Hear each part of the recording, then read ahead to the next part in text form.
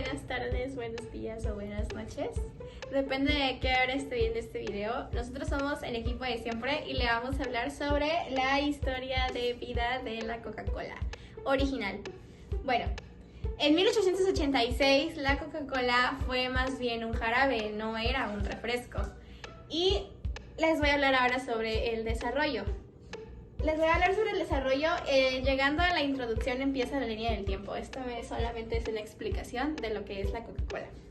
En 1891 se formaliza la fábrica de la Coca-Cola. Esto hace que cambie la fórmula y cambien los ingredientes, como la hoja de coca y la nuez de cola.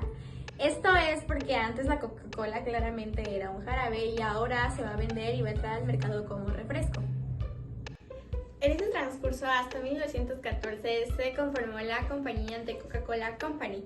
Bueno, esto fue todo el desarrollo y ya acabé con el desarrollo. Ahora les explicaré cómo fue que entró la Coca-Cola al mercado a partir de la introducción de 1886 a 1914. Desde 1886 la Coca-Cola ya estaba en el mercado, pero su introducción oficial fue cuando se conformó la compañía de Coca-Cola Company, ya que esta fue la que lo introdujo como refresco porque antes era un jarabe. Cabe aclarar que el envase también cambió, ya que como antes era un jarabe, pues no iba a tener el mismo envase que el que tiene un refresco. Desde esa fecha, la Coca-Cola ya estaba en varios restaurantes y se estaba normalizando su consumo rápidamente. Buenos días, buenas tardes o buenas noches, maestra, dependiendo de cuándo lo vea. Yo soy José Carlos, somos el equipo de siempre. Y yo voy a continuar con el crecimiento del ciclo de vida del producto Coca-Cola. Como ya dijo mi compañera América, nos estamos enfocando en la Coca-Cola original porque es la que lleva más antigüedad y es la más vendida y la que tiene más historia.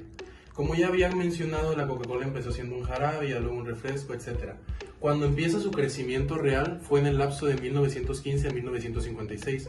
En 1915 fue donde empezó su crecimiento real, porque en 1914 aún se estaba sirviendo apenas en Estados Unidos, en restaurantes, se estaba desligando de las farmacias ya que todavía se seguía vendiendo en ciertas partes del jarabe, pero ya se normalizaba como un refresco, se empezaba a dar la aceptación de un refresco por el mercado, por las nuevas regiones de Estados Unidos donde se consumía, ya que antes no estaba en todo Estados Unidos, sino en ciertas partes. Como puede apreciar aquí, en 1926 fue donde se dio el primer paso para empezar a distribuir de mejor forma, ya es que se agregaron las cajas con 6 recipientes, es decir, 6 botellas de coca, de las que antes eran cristal, obviamente, porque apenas estaban en sus inicios aún. Ya después de esto se fueron normalizando las botellas de plástico, que fue alrededor de 1930, el lapso entre 1915 y 1926 o 1930 fue donde se fue dando. De ahí voy con la madurez. La madurez ya es cuando se empezó a estabilizar las ventas de Coca-Cola.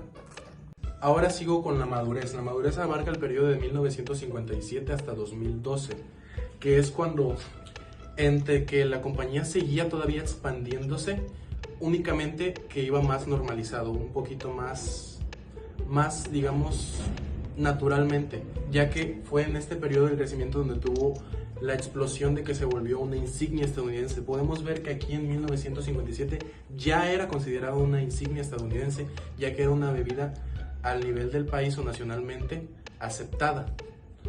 Ahora, lo que jugó un papel muy importante en la madurez de la Coca-Cola como producto fue el hecho de la publicidad y el marketing, ya que Coca-Cola por estas fechas, en este transcurso, fue donde dio un paso muy importante en los comerciales, en las canciones, en los eslogan, en las frases, que fue donde empezaron todas estas nuevas formas de hacer que el consumidor se identificara con el producto y asimismo tuviera más empatía o lo comprara más, se familiarizara más con él, vaya. Hubo una campaña de marketing muy grande de Coca-Cola que fue donde se expandió mundialmente, que era ya iniciando la madurez del producto, entre el crecimiento y la madurez, ya que realmente Coca-Cola nunca ha tenido una normalización completa de sus ingresos, siempre va en aumento normalmente, y hay algunas ocasiones en las que está en declive, pero eso lo vamos a ver más adelante, ya que son ocasiones muy especiales. En la etapa de la madurez se incorporaron nuevas campañas de publicidad, se vio cómo empatizó con muchas nuevas regiones y cómo aprovechó la forma de adaptación de la cultura a las diferentes partes a donde iba. Como hemos visto en clase, la adaptación a las culturas de los países con el comercio, con el marketing, las campañas de publicidad, cómo deben de adaptarse a los lugares a donde van dirigidos para saber así qué quieren los consumidores de ese lugar. Coca-Cola lo supo hacer perfectamente y así entró a México, a Reino Unido, a Canadá, a Filipinas y a Panamá, entre muchos otros lugares, pero esos fueron los más importantes en su momento.